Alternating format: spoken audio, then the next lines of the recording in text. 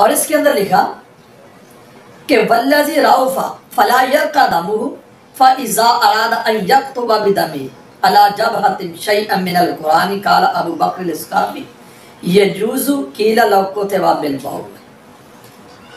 ये मैंने बात पढ़ी है कि एक आदमी, उसकी नक्सीर चल रही है, बंद नहीं हो रही। अगर कुरान करीम से, या मैं आखिर से सादा सा तर्जुमा कर दूं, इसमें लिखा है अगर कुरान को पेशाब से भी लिख लिया जाए ना तो ये भी जायज़ है। नक्सीर बंद होनी चाहिए, कुरान को बेशक पेशाब से लिख लो।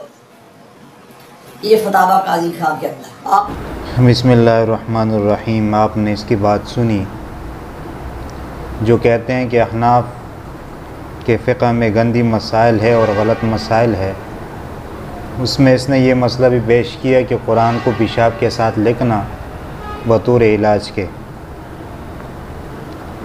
सबसे पहली बात तो ये है कि इमाम अबू हनीफ़ा रहमतुल्लाह अलैह के यहाँ न ये मसला है और न उनके शागिर्दों के यहाँ है।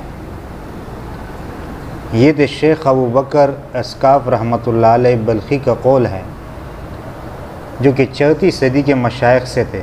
उन्होंने ये मसला बयान किया है। यहाँ जो कहा गया है इसके इबारत के अंदर, इसमें भी इसने ख़यानत किया है। इस इबारत के अंदर जो बात है वो 3 शुरूत के साथ मशरूत है। पहली बात तो ये है कि जान का ख़तरा हो, जिसकी तरफ इस इबारत में इशारा है, फ़ला यरक़ा दमुहु, कि उसका खून जो है वो बंद ना होता हो। दूसरी शर्त है कि इस तदबीर से उससे शिफा हो जाना भी मालूम हो। अगर शिफा होना मालूम नहीं है तो फिर तो इसके साथ इलाज करना दुरुस्त नहीं है। और इस बात की तरफ इस इबारत में इशारा है, लौ कान फ़ीही शिफ़ाउन। और तीसरी बात ये है, जो कि तीसरी शर्त है, कि इसके सिवा और कोई तदबीरी शिफा ना हो। इस बात की तरफ भी इस इबारत में इशारा है, अल इस्तिरार।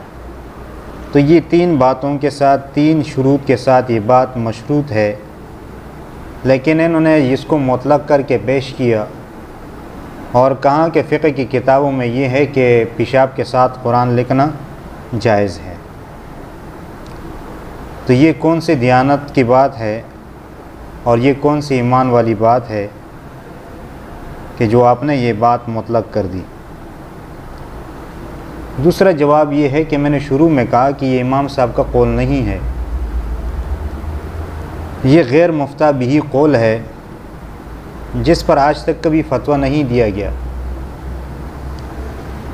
और तीसरा जवाब ये है कि ये मसला जो है वो तदावी बल हराम से मुताल्लिक है। क्या हराम चीज़ से इलाज करना सही है या सही नहीं है, तो इस बारे में भी उलमा का इख्तिलाफ है। इमाम आज़म इमाम अबू हनीफ़ा रहमतुल्लाह अलैह के नज़दीक तो हराम चीज़ से इलाज करना हराम और ममनू है। चौथा जवाब ये है कि आपको तो शिकायत होनी नहीं चाहिए, क्योंकि आपके नज़दीक वो खून और पेशाब दोनों पाक है। नवाब वहीदुज़्ज़मान गैर मुक़ल्लिद कहते हैं, नज़रुल अबरार नामी किताब जिल्द नंबर 1 सफ़ा 49 पर है कि हर हलाल और हराम जानवर का पेशाब पाक है सिवाय खिंजीर के।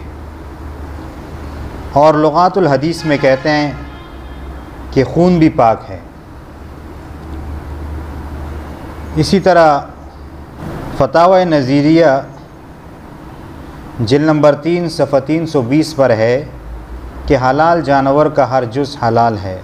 फतावा सनाइया में है कि ऊँट, गाय, बकरी के पेशाब की हिल्लत का एतक़ाद रखना चाहिए। फतावा सनाइया जिल्द नंबर 2 सफ़ा 67। इसी तरह फतावा सतारिया में भी है कि माकुल लहम का बोल और बराज इंद शरब पाक है। देखिए सफ़ा नंबर 105। नज़रुल अबरार में है कि कुत्ते की पेशाब की निजासत पर कोई दलील नहीं है। और इसी किताब में है कि जिन जानवरों का गोश्त खाया जाता है और जिनका गोश्त नहीं खाया जाता, सब का जो है वो पेशाब पाक है। नज़रुल अबरार जिल्द नंबर 1 सफ़ा 49। जब आपके यहाँ पेशाब पाक है तो क्या किसी हदीस में आता है कि पाक चीज़ से कुरान लिखना हराम है? वो पेश फरमाएं ताकि लोगों को मालूम हो जाए कि वाकई आप जो है वो हर मसला कुरान और हदीस से बयान करते हैं और आप जो है वो अपने उसूल पर बहुत मज़बूती के साथ पाबंद हैं। तो मैं आपसे ये दरख्वास्त करता हूँ कि वो हदीस पेश फरमाएँ कि हलाल और पाक चीज़ से कुरान का लिखना हराम है। आपका मैं मुंतज़िर रहूँगा। अल्लाह ताला से दुआ है कि हमें दीन समझने और उस पर अमल करने की तौफ़ीक़ अता फ़रमाएँ। वमा अलैना इल्लल बलागुल मुबीन।